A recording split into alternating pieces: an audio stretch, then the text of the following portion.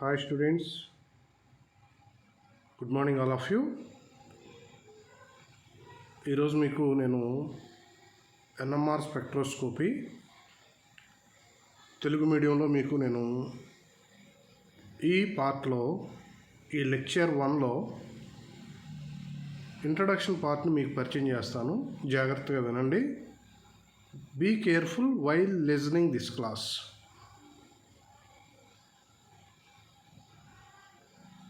What is NMR? NMR అంటే ఏంటి? Nuclear magnetic resonance spectroscopy. Nuclear magnetic resonance అంటే కేంద్రక అయస్కాంత అనునాద వర్ణపట శాస్త్రం. వాస్తవం దీని గురించి మనం ముందుగా చెప్పుకోవాలంటే it is very useful spectroscopic technique to determine the structure of different organic molecules. This is 2 types. Actually NMR spectroscopy అనేటువంటిది 2 types ఉంది మనకి. H1NMR proton nuclear magnetic resonance spectroscopy. అదేవిధంగా C13NMR కూడా ఉంది. Carbon C13NMR carbon nuclear magnetic resonance spectroscopy.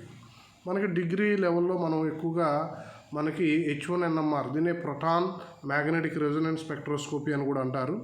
దీన్ని ఎక్కువగా మన degree లెవెల్లో మన సిలబస్లో చేర్చడం జరిగింది కాబట్టి దీని గురించి మనం ఎక్స్ప్లెయిన్ చేసుకుంటాం. ఈ C13NMR అనేటువంటిది ఏంటంటే మనకి పీజీ లెవెల్లో ఇది ఎక్కువగా మనకి పీజీ లెవెల్లో 4th సెమ్లో అండ్ 2nd సెమ్లో కూడా రావడం అనేటువంటి జరుగుతుంది. కాబట్టి ఈరోజు నేను మీకు ప్రోటాన్ NMR అనేటువంటి దాన్ని నేను తెలుగులో ఎక్స్ప్లెయిన్ చేస్తాను. మీరు జాగ్రత్తగా వినండి. యాక్చువల్గా మనకి ఆల్రెడీ తెలిసిన విషయం ఏంటంటే ఇప్పుడు ఎలక్ట్రాన్ తీసుకున్నాం. ఒక ఎలక్ట్రాన్ తీసుకున్నాం. ఈ ఎలక్ట్రాన్ అనేటువంటిది మనకి స్పిన్ చేస్తుంది. ఆత్మభ్రమణం అంటాం దాన్ని. ఆత్మభ్రమణం అంటే తన చుట్టూ తాను తిరగడం. ఏ విధంగా ఎలక్ట్రాన్ అయితే ఆత్మభ్రమణాన్ని ప్రదర్శిస్తుందో అదేవిధంగా పరమాణు కేంద్రకాలు కూడా ఆత్మభ్రమణాన్ని ప్రదర్శిస్తాయి. పరమాణు కేంద్రకాలు ఆత్మభ్రమణాన్ని ప్రదర్శిస్తాయి. ఇప్పుడు ఏ విధంగా ఒక ఎలక్ట్రాన్ ఆత్మభ్రమణం ప్రదర్శిస్తుందో అంటే స్పిన్ చేస్తుందో దానికి సంబంధించి స్పిన్ విలువలు ఉంటాయి. వాటిని స్పిన్ క్వాంటం నెంబర్ అంటారు. అదేవిధంగా పరమాణు కేంద్రకాలు కూడా ఆత్మభ్రమణాన్ని ప్రదర్శిస్తాయి, స్పిన్ను ప్రదర్శిస్తాయి. కాబట్టి ఈ పరమాణు కేంద్రకాలకు కూడా స్పిన్ క్వాంటం సంఖ్య అనేటువంటిది ఉంటుంది. ఈ స్పిన్ క్వాంటం సంఖ్యని I విలువతో సూచిస్తారు. వాస్తవంగా ఏంటంటే పరమాణు కేంద్రకం యొక్క ఈ స్పిన్ క్వాంటం సంఖ్య విలువ అనేటువంటిది ఆ పరమాణు కేంద్రకంలో ఉండేటువంటి అణుఘటక కణాలైనటువంటి ప్రోటాన్ మరియు న్యూట్రాన్ల యొక్క స్పిన్ విలువల బీజగణితం మొత్తం మీద ఆధారపడి ఉంటుంది. అంటే ఒక పరమాణు కేంద్రకం యొక్క నికర స్పిన్ క్వాంటం సంఖ్య విలువ I విలువ అనేటువంటిది ఆ పరమాణు కేంద్రకంలో ఉండేటువంటి మరి పరమాణు ఉపకణాలైనటువంటి ప్రోటాను మరియు న్యూట్రాన్ల యొక్క స్పిన్ విలువలు ఉంటాయి కదా, వాటి యొక్క బీజగణితం మొత్తం మీద ఆధారపడి ఉంటుంది. ఇక్కడ మనకి పరమాణు కేంద్రకాల యొక్క నికర స్పిన్ క్వాంటం సంఖ్య అనేటువంటిది 1/2 అనో 1 అనో 0 అనో ఉంటాయి. అంటే I విలువ అనేటువంటి కొన్ని కేంద్రకాలకి 1/2 ఉంటుంది, కొన్ని కేంద్రకాలకి I విలువ అనేటువంటిది 0 ఉంటుంది, కొన్ని కేంద్రకాలకి I విలువ 1 ఉంటుంది. మనకి ఏ పరమాణు కేంద్రకాలకైతే నికర స్పిన్ క్వాంటం సంఖ్య విలువ అనేటువంటిది I విలువ అనేటువంటిది 1/2గా ఉంటుందో అలాంటి కేంద్రకాలు న్యూక్లియర్ మ్యాగ్నెటిక్ రెజొనెన్స్ వర్ణపటాలను ప్రదర్శిస్తాయి. ఇంపార్టెంట్ పాయింట్ ఇది. ఏ పరమాణు కేంద్రకాలకైతే I విలువలు అనేటువంటివి 1/2గా ఉంటాయో అలాంటి కేంద్రకాలు ఏం చేస్తాయంటే న్యూక్లియర్ మ్యాగ్నెటిక్ రెజొనెన్స్ వర్ణపటాలను ప్రదర్శిస్తాయి. ఎందుకు ప్రదర్శిస్తాయి అనేటువంటిది మనం ప్రిన్సిపల్లో చెప్పుకుందాం. ఉదాహరణకి హైడ్రోజన్ కేంద్రకం ఉంది, హైడ్రోజన్ పరమాణు ప్రోటాన్. దీని యొక్క స్పిన్ విలువ I విలువ 1/2. కాబట్టి ఇది ఏం చేస్తుందంటే ప్రోటాన్ మ్యాగ్నెటిక్ రెజొనెన్స్ వర్ణపటాన్ని ప్రదర్శిస్తుంది. కాబట్టి దీన్నే మనం ప్రోటాన్ మ్యాగ్నెటిక్ రెజొనెన్స్ వర్ణపటం అని కూడా అంటాం. నెక్స్ట్ పాయింట్ కనుక చూస్తే ఈ వర్ణపటం ద్వారా, అంటే ఈ ప్రోటాన్ మ్యాగ్నెటిక్ రెజొనెన్స్ వర్ణపటం ద్వారా, ఈ వర్ణపటాల ద్వారా మనం సేకరించినటువంటి సమాచారంతో పదార్థాలలో హైడ్రోజన్ పరమాణు యొక్క స్వభావాన్ని మనం తెలుసుకుంటాం. అంటే which type of proton is present in that given molecule. ఇచ్చినటువంటి అణువులో ఎన్ని రకాల హైడ్రోజన్ ప్రోటాన్లు ఉన్నాయి, OH ప్రోటానా, NH ప్రోటానా, లేకపోతే CH3 ప్రోటానా, లేదా CH2 ప్రోటానా, ఈ విధంగా టైప్స్ ఆఫ్ ప్రోటాన్స్ అనేటువంటి మనం గుర్తించవచ్చు. దేని ద్వారా? ఈ PMR వర్ణపటం ద్వారా. PMR అన్నా NMR అన్నా ఒకటే. కాబట్టి ఫలితంగా మనం ఏం చేయొచ్చు అంటే ఈ వర్ణపటం ద్వారా సేకరించినటువంటి సమాచారం ఆధారంగా రసాయన పదార్థాల యొక్క నిర్మాణాల గురించి తెలుసుకోవచ్చు. అంటే we can determine the structure of different organic molecules. ఇక్కడ రసాయన పదార్థాలు అంటే కర్బన అణువులు అనమాట. కర్బన అణువుల యొక్క వివిధ రకాల కర్బన అణువుల యొక్క నిర్మాణాల గురించి మనం తెలుసుకోవచ్చు ఈ PMR వర్ణపటాన్ని ఉపయోగించి. ఇప్పుడు నెక్స్ట్ పాయింట్ ఏంటంటే పరమాణు కేంద్రకాలు స్పిన్ను ప్రదర్శిస్తాయి అని చెప్పాం. ఆత్మభ్రమణాన్ని ప్రదర్శిస్తాయని చెప్పాం. ఈ ఆత్మభ్రమణం ప్రదర్శించేటువంటి ప్రతి కణానికి, కేంద్రకానికి కానీ, అదేవిధంగా ఎలక్ట్రాన్లకు కానీ, ప్రతిదానికి కూడా ఆత్మభ్రమణం ఎవరైతే ప్రదర్శిస్తారో వాళ్ళకి కోణీయ ద్రవ్యవేగం అనేటువంటి ఉంటుంది. కోణీయ ద్రవ్యవేగం, దీన్నే యాంగులర్ మూమెంటం అంటారు. యాంగులర్ మూమెంటం, కోణీయ ద్రవ్యవేగం. ఈ కోణీయ ద్రవ్యవేగాన్ని PN అనుకుంటాం. PN కొన్ని టెక్స్ట్ బుక్లో L అని కూడా తీసుకుంటాడు. PN అనే దాని బదులు L అని కూడా తీసుకుంటారు. అంటే ఎవరైతే పరమాణు కేంద్రకాలు ఆత్మభ్రమణాన్ని ప్రదర్శిస్తాయో అలాంటి పరమాణు కేంద్రకాల యొక్క కోణీయ ద్రవ్యవేగం PN అనుకుంటే, అదేవిధంగా ఆ కేంద్రకం యొక్క నికర స్పిన్ క్వాంటం సంఖ్య I అనుకుంటే, ఈ PN విలువ అనేటువంటిది ఎప్పుడు కూడా I మీద ఆధారపడి ఉంటుంది. అంటే పరమాణు కేంద్రకం యొక్క ఆత్మభ్రమణం ప్రదర్శించేటువంటి పరమాణు కేంద్రకం యొక్క ఈ కోణీయ ద్రవ్యవేగ విలువలు అనేటువంటివి ఆ కేంద్రకం యొక్క నికర స్పిన్ క్వాంటం సంఖ్య I మీద ఆధారపడి ఉంటుంది. ఈ రెండింటికి మధ్య ఒక రిలేషన్ తెలియజేస్తూ ఒక సమీకరణం అనేటువంటిది మనకి ఇవ్వడం జరిగింది. ఆ సమీకరణం ఏంటంటే PN = h/2π√I × I+1. So this is the equation which gives the relation between the angular momentum of nuclei and the spin quantum number of the nuclei. అంటే కేంద్రకం యొక్క కోణీయ ద్రవ్యవేగానికి, అదేవిధంగా నికర స్పిన్ క్వాంటం సంఖ్య విలువలకు మధ్య ఆ సంబంధాన్ని తెలియజేసేటువంటి సమీకరణం అనమాట. నేను చెప్పాను ఇందాక కొన్ని టెక్స్ట్ బుక్లో PN బదులు L కూడా రాస్తాడు. L అంటే ఇక్కడ కేంద్రకం యొక్క కోణీయ ద్రవ్యవేగ విలువ, కేంద్రక కోణీయ ద్రవ్యవేగ విలువ PN అనేటువంటిది. I వాల్యూ దేన్ని తెలియజేస్తుందంటే, I వాల్యూ ఆల్రెడీ చెప్పాను, కేంద్రకం యొక్క నికర స్పిన్ క్వాంటం సంఖ్య. This is the spin quantum number of nuclei. మనకి యాక్చువల్గా పరమాణువులు అన్నిట్లో చాలా పరమాణువులు ఉంటాయి. Carbon, hydrogen, oxygen, fluorine, different types of atoms ఉంటాయి. ఈ పరమాణు కేంద్రకాలన్నింటిలో కూడా మనకి హైడ్రోజన్ పరమాణు అనేటువంటిది అతి సామాన్యమైనది. ఎందుకంటే దీనికి అబెండెన్స్ ఎక్కువ ఉంటుంది. దీనికి న్యాచురల్ అబెండెన్స్ అనేటువంటిది 98% దాకా ఉంటుంది, 99% దాకా ఉంటుంది. దీని యొక్క ద్రవ్యరాశి మనం గనక గమనించినట్లయితే 1.66 × 10⁻⁻24 గ్రాములు. అదేవిధంగా దీని యొక్క విద్యుదావేశాన్ని కనుక మనం గమనించినట్లయితే 4.82 × 10⁻10 ESU, అంటే ఎలక్ట్రోస్టాటిక్ యూనిట్స్. ఇక్కడ మనం జాగ్రత్తగా గమనించాల్సిన విషయం ఏంటంటే, ఆల్రెడీ మనం చెప్పాము, హైడ్రోజన్ పరమాణు యొక్క ఈ హైడ్రోజన్ పరమాణు కేంద్రకం యొక్క స్పిన్ క్వాంటం సంఖ్య I విలువ 1/2, విలువ అనేటువంటిది 1/2. అదేవిధంగా ఇతర పరమాణు కేంద్రకాల యొక్క I విలువలు ఏంటంటే ఆ పరమాణువులో ఉండేటువంటి ప్రోటాన్ల సంఖ్య మరియు న్యూట్రాన్ల సంఖ్య మీద ఆధారపడి ఉంటాయి. హైడ్రోజన్ కాకుండా ఇతర పరమాణువులు ఉంటాయి కదా, కార్బన్ కానీ, ఆక్సిజన్ కానీ, ఫ్లోరిన్ కానీ, క్లోరిన్ కానీ, ఇలాంటి పరమాణు కేంద్రకాల యొక్క I విలువలు అనేటువంటివి ఆ పరమాణువుల యొక్క ప్రోటాన్ సంఖ్య మీద, అదేవిధంగా న్యూట్రాన్ సంఖ్య మీద ఆధారపడి ఉంటాయి. ఈ ప్రోటాన్ల సంఖ్య సరి సంఖ్యలో ఉన్నాయా లేదా న్యూట్రాన్ల సంఖ్య సరి సంఖ్యలో ఉన్నాయా, ఆ ప్రోటాన్ మరియు న్యూట్రాన్ల సంఖ్యను బట్టి ఆ కేంద్రకం యొక్క I విలువను మనం చెప్పవచ్చు. ఇక్కడ మీకు ఒక టేబుల్ అనేటువంటిది నేను ఇవ్వడం జరిగింది. ఒకసారి మీరు కనుక గమనిస్తే, సపోజ్ ప్రోటాన్ల సంఖ్య, న్యూట్రాన్ల సంఖ్య, సపోజ్ ఒక పరమాణు, ఇప్పుడు ఉదాహరణకి కార్బను C12O16S32, ఈ కార్బన్, ఆక్సిజన్, సల్ఫర్ ఈ కేంద్రకాలు కనుక తీసుకుందాం, పరమాణు కేంద్రకాలు. వీటిలో ప్రోటాన్ల సంఖ్య సరి సంఖ్య ఉంది, న్యూట్రాన్ల సంఖ్య కూడా సరి సంఖ్య ఉంది. ఇలా ప్రోటాన్ల సంఖ్య సరి సంఖ్య ఉండి న్యూట్రాన్ల సంఖ్య కూడా సరి సంఖ్య ఉంటే అలాంటి పరమాణు కేంద్రకాలకి స్పిన్ క్వాంటం సంఖ్య 0గా ఉంటుంది. I విలువ అనేటువంటిది ఎలా ఉంటుందంటే 0గా ఉంటుంది. అదేవిధంగా ప్రోటాన్ల సంఖ్య బేస్ సంఖ్యగా ఉండి న్యూట్రాన్ల సంఖ్య సరి సంఖ్యగా ఉంటే, ఉదాహరణకి ప్రోటాన్ హైడ్రోజన్ పరమాణువు, అదేవిధంగా ఫ్లోరిన్ F19, ఫాస్ఫరస్ 31, ఇలాంటి వాటిలో ఇలాంటి పరమాణు కేంద్రకాలలో మనకి ప్రోటాన్ల సంఖ్య ఏమో బేస్ సంఖ్యగా ఉంటుంది, న్యూట్రాన్ల సంఖ్య వచ్చేసరికి సరి సంఖ్యగా ఉంటుంది. ఇలాంటి పరమాణు కేంద్రకాలకి I విలువ అనేటువంటిది 1/2గా ఉంటుంది, 1/2.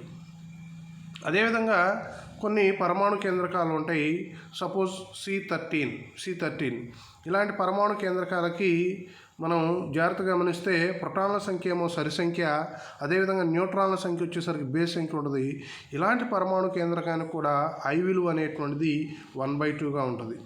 ఇలా ఏ పరమాణు కేంద్రకాలకైతే I విలువ అనేటువంటిది 1/2 ఉంటుందో అలాంటి పరమాణు కేంద్రకాలు ఏం చేస్తాయంటే న్యూక్లియర్ మ్యాగ్నెటిక్ రెజొనెన్స్ వర్ణపటాన్ని ప్రదర్శిస్తాయి. వీటిని ఏమంటారంటే NMR యాక్టివ్ న్యూక్లై అంటారు. NMR యాక్టివ్ న్యూక్లై అంటే NMR క్రియాశీల కేంద్రకాలు అంటారు.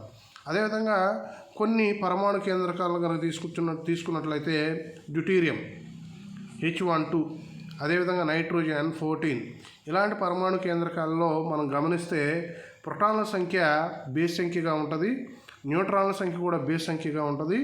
సో ఇలా ప్రోటాన్ల సంఖ్య బేస్ సంఖ్య, న్యూట్రాన్ సంఖ్య కూడా బేస్ సంఖ్య ఉంటే ఇలాంటి పరమాణు కేంద్రకాలకి I విలువ అనేటువంటిది 1గా ఉంటుంది. I విలువ అనేటువంటిది 1గా ఉంటుంది. ఇప్పుడు మనం ముందుగానే చెప్పాం, చలనంలో ఉండేటువంటి విద్యుదావేశ కణం, సపోజ్ ఎలక్ట్రాన్ కానివ్వండి, ఎలక్ట్రాన్ కానివ్వండి, పరమాణు కేంద్రకాలు కానివ్వండి, ఇవన్నీ కూడా చలనంలో ఉండేటువంటి విద్యుదావేశ కణాలు. ఈ చలనంలో ఉండేటువంటి విద్యుదావేశ కణాలు ఏం చేస్తాయంటే అవి ఆత్మభ్రమణాన్ని కలిగి ఉండడం వల్ల, ఆ ఆత్మభ్రమణం వల్ల ఏం చేస్తాయంటే అయస్కాంత క్షేత్రాన్ని ఏర్పరుస్తాయి. కాబట్టి ఎప్పుడైతే ఈ చలనంలో ఉండేటువంటి విద్యుదావేశ కణాలు అయస్కాంత క్షేత్రాన్ని ఏర్పరుస్తాయో అలాంటి విద్యుదావేశ కణాలు అయస్కాంత ద్విధ్రువ భ్రామకాన్ని కలిగి ఉంటాయి. ఏ కణం అయితే విద్యుదావేశాన్ని కలిగి ఉండి చలనంలో ఉంటుందో అంటే ఆత్మభ్రమణం చేస్తుందో అలాంటి కణం అయస్కాంత క్షేత్రాన్ని ఏర్పరుస్తుంది. అయస్కాంత క్షేత్రాన్ని ఏర్పరిచేటువంటి ఆ విద్యుదావేశ కణం ఏం కలిగి ఉంటుందంటే అయస్కాంత ద్విధ్రువ భ్రామకాన్ని ప్రదర్శిస్తుంది. ఈ అయస్కాంత ద్విధ్రువ భ్రామకం అనేటువంటి ఒక సదిశ రాశి, దీనికి ఒక దిశ ఉంటుంది, అనేటువంటిది ఉంటుంది. దాన్ని మ్యూతో చూస్తాం. దాన్ని దేంతో చూస్తాం చెప్పండి? మ్యూతో చూస్తాం. అంటే ఈ ఆత్మభ్రమణం చేస్తున్నటువంటి విద్యుదావేశం కలిగి ఉన్నటువంటి ఈ కణానికి ఉండేటువంటి అయస్కాంత ద్విధ్రువ భ్రామక విలువను మ్యూతో చూపిస్తాం. దాన్ని ఒక సమీకరణం ద్వారా తెలియజేస్తాం. ఆ సమీకరణం ఏంటంటే మ్యూ = Q/2mc/Pn. ఇక్కడ ఆల్రెడీ Pn అంటే ఏంటో చెప్పాను మీకు. Pn అంటే ఏంటంటే విద్యుదావేశ కణం యొక్క, అది ఎలక్ట్రాన్ కానివ్వండి, కేంద్రకం కానివ్వండి, పరమాణు కేంద్రకం కానివ్వండి, ఆ ఎలక్ట్రాన్ లేదా పరమాణు కేంద్రకం యొక్క కోణీయ ద్రవ్యవేగం తెలియజేస్తుంది. కోణీయ ద్రవ్యవేగ విలువ అది. ఇక్కడ Q అనేటువంటిదేమో విద్యుదావేశ పరిమాణం, M అనేటువంటిదేమో ఆ కణం యొక్క ద్రవ్యరాశిని తెలియజేస్తుంది. అదేవిధంగా C అనేటువంటిదేమో కాంతి వేగాన్ని తెలియజేస్తుంది. మ్యూ అనేటువంటిది ఆల్రెడీ చెప్పాం కదా. మ్యూ అనేటువంటిది ఏంటంటే మనకి ఆ విద్యుదావేశ కణం యొక్క అయస్కాంత ద్విధ్రువ భ్రామక విలువ. నెక్స్ట్ కనుక మనం గమనించినట్లయితే ఇప్పుడు ఈ సమీకరణం ఏంటంటే, ఈ సమీకరణము ఒక విద్యుదావేశ కణానికి అనమాట. అంటే ఎలక్ట్రాన్ కానివ్వండి, ప్రోటాన్ కానివ్వండి, ఇలాంటి వాటికి చలనంలో ఉండేటువంటి కణాల యొక్క అయస్కాంత ద్విధ్రువ భ్రామక విలువలు. మరి విద్యుదావేశ కణానికి అయస్కాంత భ్రామక విలువ మ్యూగా తీసుకున్నాం. కానీ ఈ సమీకరణాన్ని పరమాణు కేంద్రకాలకి అప్లై చేయాలి అంటే దానికోసం ఏం చేశారనేది ఈ ఈక్వేషన్ని కొంచెం క్వాంటమ్ మెకానిక్స్ ప్రకారం మాడిఫై చేశారు. ఒక ఫ్యాక్టర్ని యాడ్ చేయడం వల్ల మాడిఫై చేశారు. ఆ ఫ్యాక్టర్ని ఏమని పిలుస్తారంటే మనం కేంద్రక విభజన స్థిరాంకం అంటారు. అంటే న్యూక్లియస్ స్ప్లిట్టింగ్ ఫ్యాక్టర్ అంటారు. న్యూక్లియస్ స్ప్లిట్టింగ్ ఫ్యాక్టర్ అని అంటారు. అంటే కేంద్రక విభజన కారకం అంటే అదే ఇక్కడ మీకు చెప్పడం జరిగింది. పరమాణు కేంద్రకాలకు సంబంధించి ఈ సమీకరణంలో కొద్ది మార్పు అవసరం అనేటువంటిది గమనించారు. కాబట్టి ఈ మార్పుకి ఒక సంఖ్యాపరమైన కారకాన్ని ఈ సమీకరణంలో చేర్చారు. ఈ కారకాన్ని GNతో చూస్తారు. దీన్నే కేంద్రక విభజన కారకంగా అంటారు. దీన్నే GN అంటే కేంద్రక విభజన కారకం అంటారు. అంటే న్యూక్లియర్ స్ప్లిట్టింగ్ ఫ్యాక్టర్ అంటారు. యాక్చువల్గా ఈ GN విలువ అనేటువంటిది ప్రయోగపూర్వకంగా మాత్రమే కనుగొంటారు. ప్రతి పరమాణు కేంద్రకానికి GN విలువ అనేటువంటిది మారిపోతూ ఉంటుంది. అంటే it is a characteristic value of the atomic nuclei. అంటే పరమాణు కేంద్రకాల యొక్క అభిలక్షణక విలువ ఇది. అంటే అభిలక్షణక విలువ అంటే ఒక్కొక్క కేంద్రానికి ఒక్కొక్క GN విలువ ఉంటుంది. ఉదాహరణకు నేను ఇక్కడ పట్టికలో మీకు కొన్ని కేంద్రకాల యొక్క GN విలువలు అనేటువంటి ఇవ్వడం జరిగింది. సపోజ్ ప్రోటాన్కి I విలువ ఎంత 1/2. దీని యొక్క GN విలువ 5.8556 ఉంటుంది. దీనికి యూనిట్స్ అనేటువంటివి ఉండవు. అదేవిధంగా C13 కేంద్రకాన్ని తీసుకుందాం. C13 న్యూక్లై కేంద్రకం, దీని యొక్క I విలువ కూడా 1/2. దీని యొక్క GN విలువ 1.4048.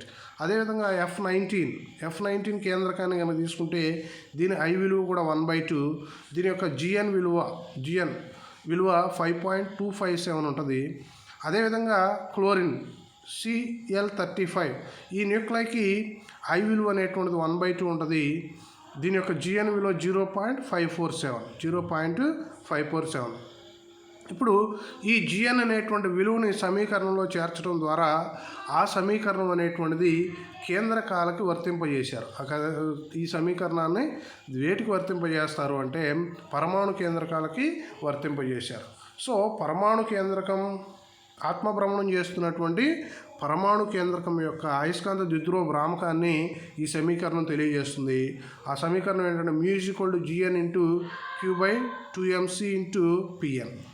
ఇక్కడ మనకి Pn అంటే ఆల్రెడీ తెలుసు. Pn అంటే మనకి Pn అంటే ఆల్రెడీ మనం ఫస్ట్లో తెలుసుకున్నాం. Pn h/2π √I/i+1. ఈ Pn వాల్యూని కనుక ఈ సమీకరణంలో ప్రతిక్షేపిస్తే అది ఏ విధంగా మారుతుందంటే μ=GN × QH/4πmc × √I/i+1. ఇక్కడ జాగ్రత్తగా గమనిస్తే μ=GN ఈ QH/4πmc నేను βN అనుకుంటున్నాను. βN అనుకున్నట్లయితే అప్పుడు మ్యూ వాల్యూ ఏ విధంగా మారుతుందంటే μ=GN × βN × √I/i+1. Wear βN అంటే మనం అనుకున్నాం QH/4πmc. దీని వాల్యూ ఎలా ఉంటుందంటే 5.05 × 10⁻⁻24 ఎర్గ్ గాస్. అదే టెస్లాలో తెలియజేయాలంటే 5.05 × 10⁻⁻27 జౌల్స్ పర్ టెస్లా. ఇక్కడ పై సమీకరణం కనుక మనం గమనిస్తే ఇప్పుడు కొన్ని పరమాణు కేంద్రకాలు ఉన్నాయి. ఉదాహరణకి C12O16.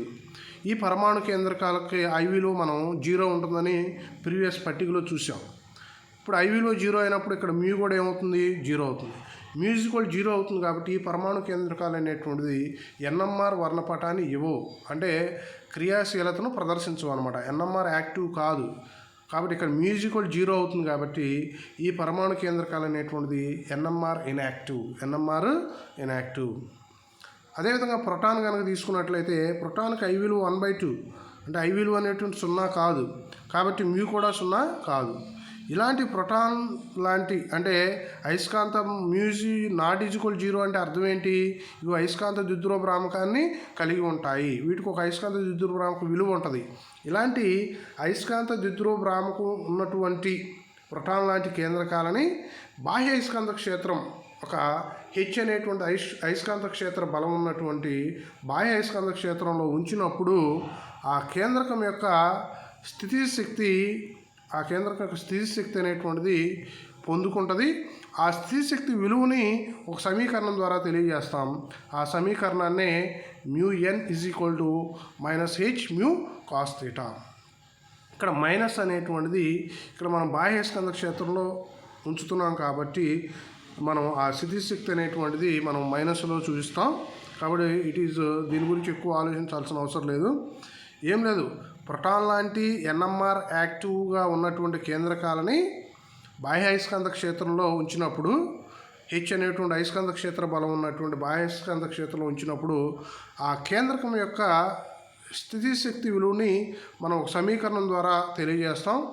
ఈ సమీకరణం ఇక్కడ μn అనేటువంటిది కేంద్రకం పరమాణు కేంద్రక స్థితిశక్తి అనుకుంటే, హెచ్ అనేటువంటిది బాహ్య అయస్కాంత క్షేత్రం యొక్క బలంగా అనుకుంటే μn -h μ cos θ. ఇక్కడ ఇంపార్టెంట్ పాయింట్ ఏంటంటే మనకు ఆల్రెడీ తెలుసు μn అనేటువంటిది ఏమో స్థితిశక్తి, హెచ్ అనేటువంటిది ఏమో బాహ్య అయస్కాంత క్షేత్ర బలం, హెచ్ అనేటువంటిది ఏమో బాహ్య అయస్కాంత క్షేత్ర బలం, మ్యూ అనేటువంటిది ఏమో ఆల్రెడీ పరమాణు కేంద్రం యొక్క అయస్కాంత ద్విధ్రువభ్రామకం. ఇక్కడ ఇంపార్టెంట్ పాయింట్ ఏంటంటే తీటా. ఈ తీటా దేని తెలియజేస్తుందంటే అయస్కాంత ద్విధ్రువభ్రామకం అనేటువంటి సదిశ రాశి అని చెప్పాను మీకు. ఈ అయస్కాంత ద్విధ్రువభ్రామకం సదిశ రాశి దిశకి అదేవిధంగా బాహ్య అయస్కాంత క్షేత్ర దిశకి మధ్య కోణం తీటాగా తీసుకుంటాం. ఈ మధ్య కోణం అనేటువంటిది తీటాగా తీసుకుంటాం. దాన్ని ఇక్కడ నేను డయాగ్రామ్లో చూపించడం జరిగింది. తీటా అనేటువంటి it is the angle between the magnetic dipole moment and the direction of the external magnetic field. అంటే బాహ్య అయస్కాంత క్షేత్ర దిశకి అదేవిధంగా అయస్కాంత ద్విధ్రువభ్రామక దిశకి మధ్య కోణాన్ని మనం తీటాగా తీసుకోవడం జరిగింది. ఈ తీటా విలువ అనేటువంటిది మనకి క్వాంటమ్ మెకానిక్స్ ప్రకారం సర్టైన్ వాల్యూస్లోనే ఉంటుంది. సర్టెన్ వాల్యూస్ కొన్ని నిర్దిష్ట విలువలు మాత్రమే ఉంటాయి. ఇప్పుడు సమీకరణం ఒకసారి 3 గమనిస్తే మ్యూ వాల్యూ ఏంటి మనకు తెలిసి మ్యూ అనేటువంటిది μ gn QH/4πmc√i/i+1. దీన్ని కాస్ తీటాతో గుణించామనుకోండి, గుణిస్తే ఏమవుతుంది మ్యూ కాస్ తీటా, ఇరువైపులా కాస్ తీటాతో గుణిద్దాం. Mu cos theta gn QH/4πmc/i/i+1 cos θ. అంటే mu cos theta gn, already దీన్ని బీటా ఎన్ అనుకున్నాం, బీటా ఎన్ √i/i+1 cos θ. ఇక్కడ √i/i+1 cos θని m1గా తీసుకున్నాం. m1 అనుకుంటే అప్పుడు మ్యూ ఏమవుతుందంటే gn బీటా ఎన్ m1. కానీ మనకి μn అంటే ఏంటి? స్థితిశక్తి, పరమాణు కేంద్రకం యొక్క స్థితిశక్తి అంటే బాహ్య అయస్కాంత క్షేత్రంలో ఉంచినటువంటి ఒక NMR యాక్టివ్ అంటే NMR క్రియాశీల కేంద్రకం యొక్క స్థితిశక్తికి సమీకరణం ఏంటి మనకు తెలిసి μn -h μ cos θ. మనకి μn -h μ cos θ అంటే మనకు తెలుసు gn బీటా ఎన్ mi అవుతుంది. కాబట్టి మనకి ఈ సమీకరణం దేన్ని తెలియజేస్తుందనా? ఈ సమీకరణం బాహ్య అయస్కాంత క్షేత్రంలో ఉంచినటువంటి పరమాణు కేంద్రకం యొక్క ప్రోటాన్ లాంటి పరమాణు కేంద్రకం యొక్క స్థితిశక్తిని తెలియజేస్తుంది. ఇప్పుడు కేంద్రకం 2 స్థితిశక్తుల మధ్య భేదం కనుక ΔN అనుకుంటే ఆ ΔN ఎలా తీసుకుంటామంటే μn1 μn2 అంటే μn2 μn1 మ్యూ కాదండి, ఇక్కడ UN2 UN1. ఇక్కడ ΔN అనేటువంటిది ఏంటిది? 2 కేంద్రకం యొక్క 2 స్థితిశక్తుల మధ్య భేదం. అంటే కేంద్రకాలు డిఫరెంట్ మరి పొటెన్షియల్ ఎనర్జీని కలిగి ఉంటాయి. So if the delta n is the difference between the potential energies of nuclei, so if delta UN అనేటువంటిది రెండు స్థితిశక్తుల మధ్య భేదం అయితే మనం దాన్ని ఆ సమీకరణాన్ని ఎలా రాయొచ్చు అంటే delta UN is equal to UN2 minus UN1. మనకి యుఎన్ అంటే ఏంటో తెలుసు. దీని కనుక ఈ సమీకరణాన్ని కనుక దీంట్లో అప్లై చేస్తే మనకి ఫైనల్గా ఏం ఈక్వేషన్ వస్తుందంటే delta UN is equal to mod HGN beta n, mod HGN beta n వస్తుంది. ఇక్కడ మనకి HGN బీటా n అనేటువంటి ఏంటంటే మనకి స్థిరమైన సంఖ్యలు, కాన్స్టెంట్ వాల్యూస్ అనమాట. కాబట్టి ఇక్కడ మనకి డెల్టా m అనేటువంటిది +or-1, డెల్టా m1 అనేటువంటిది +or-1 అనేది తీసుకుంటాం. ఇది ఈ కేంద్రక NMR యొక్క ఎంపిక నియమంగా తీసుకుంటాం. డెల్టా m1 +or-1 అనేది ఎంపిక నియమంగా తీసుకుంటాం.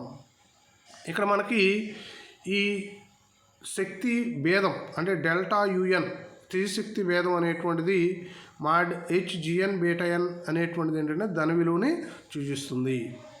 ఇప్పుడు ఈ రెండు శక్తి స్థాయిల మధ్య ఈ రెండు స్థితి శక్తి స్థాయిలు ఉన్నాయి కదా, కేంద్రకం యొక్క రెండు స్థితి శక్తి స్థాయిలు ఉన్నాయి కదా, ఈ శక్తి స్థాయిల మధ్య కేంద్రకం అనేటువంటిది పరివర్తన చెందినప్పుడు ఏమవుతుందంటే శక్తిని శోషించుకుంటుంది. ఈ శక్తి శోషణ అనేటువంటిది వికిరణ రూపంలో జరుగుతుంది.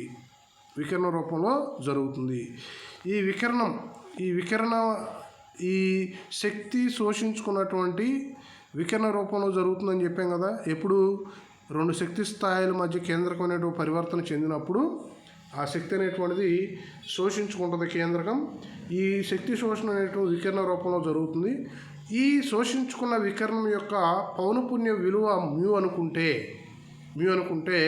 మ్యాక్స్ ప్లాంక్ ఈక్వేషన్ ప్రకారం E=hμ. ఇక్కడ E అనేటువంటిది అంటే శక్తి భేదం. కాబట్టి ఈ బదులు మనం ఏం చేస్తామంటే డెల్టా యుఎన్ తీసుకుంటాం. Delta UN hμ. ఇక్కడ మనకి మ్యూ అంటే మ్యూ అంటే కేంద్రకం అనేటువంటి శోషించుకున్నటువంటి ఈ వికిరణం యొక్క పౌనపున్యము. ఆ మ్యూ ఏమవుతుందంటే డెల్టా యుఎన్ బై హెచ్. ఇక్కడ మ్యూ మనకి డెల్టా యుఎన్ అంటే ఏంటో తెలుసు. డెల్టా యుఎన్ అంటే ఏంటి తెలుసు మనకి GN బీటా n h/h. ఇక్కడ హెచ్ అనేటువంటి ప్లాంక్ కాన్స్టెంట్, స్మాల్ హెచ్ అంటే ప్లాంక్ కాన్స్టెంట్, క్యాపిటల్ హెచ్ అంటే ఏంటి బాహ్య అయస్కాంత క్షేత్రం యొక్క బలం. సో మనకి ఈ సమీకరణం దేని తెలియజేస్తుందంటే రెండు శక్తి స్థాయిల మధ్య కేంద్రకం అనేటువంటి పరివర్తనం చెందినప్పుడు అది శోషించుకున్నటువంటి వికిరణం యొక్క పౌనపున్యాన్ని ఈ సమీకరణం అనేటువంటిది తెలియజేస్తుంది. ఇక్కడ మనకి హైడ్రోజన్ పరమాణువు కనుక తీసుకుంటే, హైడ్రోజన్ కేంద్రకానికి కనుక తీసుకుంటే GN విలువ బీటా n H విలువ కనుక ప్రతిక్షేపిస్తే ఈ మ్యూ విలువ అనేటువంటిది ఎంత వస్తుందంటే 4.26 × 10⁵ H సైకిల్స్ పర్ సెకండ్ ఉంటుంది. ఈ విధంగా మనం ఇప్పుడు దాకా ఏం చెప్పుకున్నామంటే మీరు జాగ్రత్తగా గమనిస్తే ఏ పరమాణు కేంద్రకాలు అనేటువంటివి NMR యాక్టివ్గా ఉంటాయి, అవి ఎందుకు ఉంటాయి, ఆ I విలువ దేని మీద ఆధారపడి ఉంటుంది అనేటువంటి విషయాన్ని మనం చెప్పుకున్నాం. అదేవిధంగా ఇలాంటి NMR యాక్టివ్గా ఉన్నటువంటి కేంద్రకాలను బాహ్యస్కంద క్షేత్రంలో ఉంచినప్పుడు కొంత స్థితిశక్తి అనేటువంటిది ఒక సమీకరణాన్ని మనం తెలుసుకున్నాం. ఈ విధంగా మనకి ఈ స్థితిశక్తుల మధ్య పరమాణు కేంద్రకాల యొక్క స్థితిశక్తుల మధ్య భేదం అనేటువంటిది తెలిసినట్లయితే అది కూడా సమీకరణం ద్వారా చూపించడం జరిగింది. ఈ రెండు స్థితిశక్తుల మధ్య పరమాణు కేంద్రకాలు అనేటువంటివి పరివర్తన చెందినప్పుడు ఆ కేంద్రకం అనే వికిరణాన్ని శోషించుకుంటుంది. ఈ వికిరణాన్ని శోషించుకుంటుంది. ఈ వికిరణం యొక్క పౌనపున్యం అనేటువంటిది ఒక విలువను కలిగి ఉండదు. ఆ విలువ అనేటువంటిది కూడా మనం ఈ సమీకరణం ద్వారా తెలుసుకోవడం అనేది జరుగుతుంది. కాబట్టి ఇది మనకి ఇంట్రొడక్షన్ క్లాసు. నెక్స్ట్ క్లాసులో మీకు ప్రిన్సిపల్ చెప్తాను. ఆ ప్రిన్సిపల్ అంటే సూత్రం, NMR సూత్రం అనేటువంటి చెప్తాను.